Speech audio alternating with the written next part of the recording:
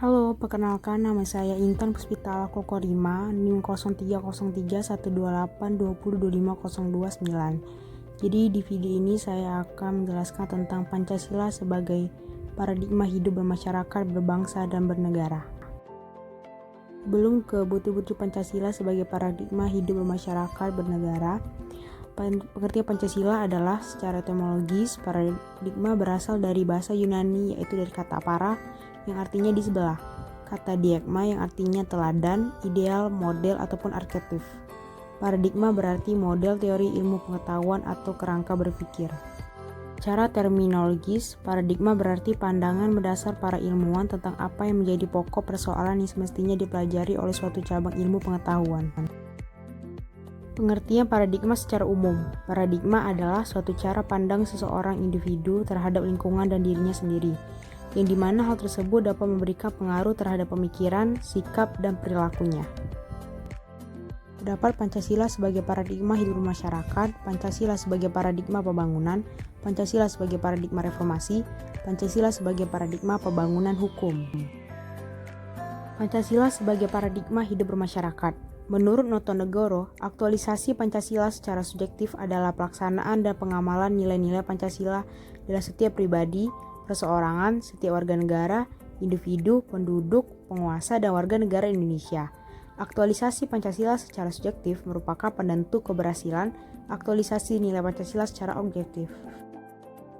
Pancasila sebagai paradigma pembangunan. Pancasila sebagai paradigma pembangunan artinya Pancasila berisi anggapan-anggapan dasar yang merupakan kerangka keyakinan yang berfungsi sebagai pedoman dalam perencanaan, pelaksanaan, pengawasan, dan pemanfaatan hasil-hasil pembangunan nasional.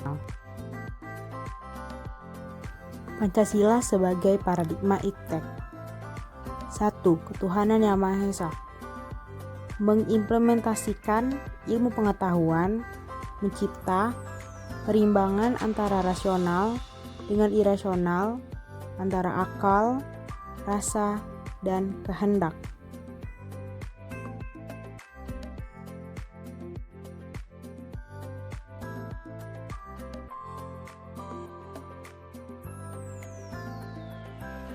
Dua, kemanusiaan yang adil dan beradab.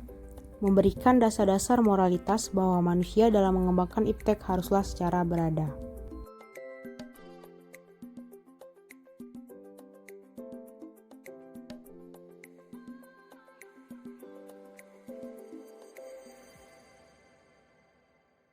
Tiga, Persatuan Indonesia.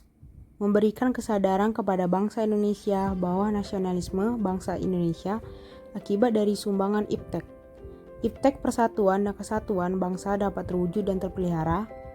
Persaudaraan dan persahabatan antara daerah di berbagai daerah terjalin karena tidak lepas dari faktor kemajuan iptek.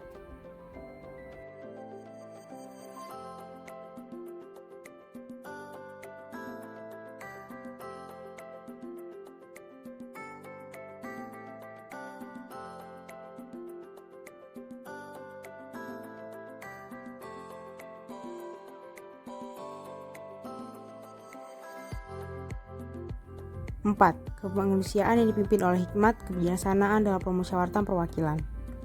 Prinsip demokrasi sebagai jiwa sila keempat ini dapat mendasari pemikiran manusia secara bebas untuk mengkaji dan mengembangkan iptek.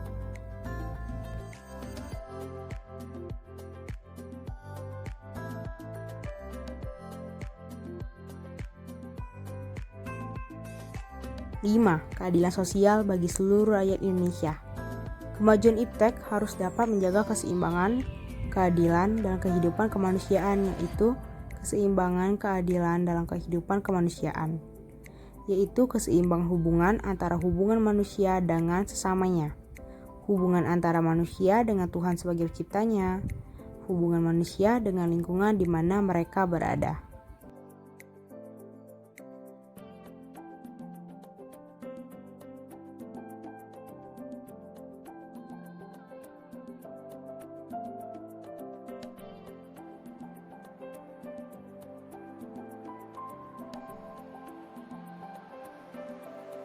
Nilai sila-sila Pancasila sebagai paradigma pembangunan sosial budaya. 1. Memperlihatkan bahwa setiap suku mempercayai hadirnya Tuhan Yang Maha Esa di setiap lini kehidupannya, sehingga tidak ada yang memiliki paham ateis dalam kehidupan sehari-harinya. 2. Nilai budaya yang dijunjung tinggi oleh segenap suku yang ada di Indonesia tanpa membeda-bedakan asal-usulnya yang berbeda. 3. Mencerminkan nilai budaya yang menjadi kepastian tekad masyarakat majemuk di Kepulauan Nusantara untuk mempersatukan diri sebagai satu bangsa yang berdaulat. 4. Merupakan nilai budaya yang luas persebarannya di kalangan masyarakat majemuk Indonesia untuk melakukan kesepakatan melalui musyawarah. 5. Nilai ini menjadi acuan dalam pembangunan sosial untuk membangkitkan semangat perjuangan bangsa Indonesia dalam memajukan kesejahteraan umum, mencerdaskan kehidupan bangsa, dan ikut serta melaksanakan ketertiban dunia yang berdasarkan dalam Undang-Undang 1945, yakni berlandasan kemerdekaan, perdamaian abadi, dan keadilan sosial. Pancasila sebagai paradigma reformasi. Pancasila sebagai paradigma reformasi adalah di mana apabila terjadi suatu perubahan ke depannya, maka asumsi-asumsi dasar atau nilai-nilai yang mendukung perubahan tersebut haruslah selalu berdasarkan pada Pancasila. Reformasi dengan paradigma Pancasila. Reformasi yang berketuhanan Maha Esa. Artinya, gerakan reformasi berdasarkan pada moralitas ketuhanan dan harus mengarah pada kehidupan yang baik sebagai manusia yang beriman. Reformasi yang berkemanusiaan yang adil dan adab. Artinya, gerakan reformasi berlandaskan pada moral kemanusiaan sebagai upaya penataan kehidupan yang penuh penghargaan atas hakikat dan martabat manusia. Reformasi yang berdasarkan nilai kesatuan. Artinya, gerakan reformasi harus menjamin tetap tegaknya negara dan bangsa Indonesia sebagai satu kesatuan. Reformasi yang berakar pada asas kerakyatan. Artinya, seluruh penyelenggaraan kehidupan berbangsa dan bernegara harus dapat menempatkan rakyat sebagai subjek dan pemegang kedaulatan. Terakhir, reformasi yang bertujuan pada keadilan sosial bagi seluruh rakyat Indonesia. Artinya, gerakan reformasi harus memiliki visi yang jelas, yaitu demi terwujudnya keadilan sosial bagi seluruh rakyat Indonesia. Pancasila sebagai paradigma hukum. Pancasila sebagai paradigma pengembangan hukum adalah bahwa semua produk hukum yang lahir di Indonesia, baik yang tertulis maupun yang tidak tertulis, seperti Konstitusi Dasar UUD 1945, konvensi dan semua produk hukum lainnya, baik yang sudah dibentuk maupun yang akan dibentuk, tidak dapat dan tidak boleh bertentangan dalam istilah Pancasila.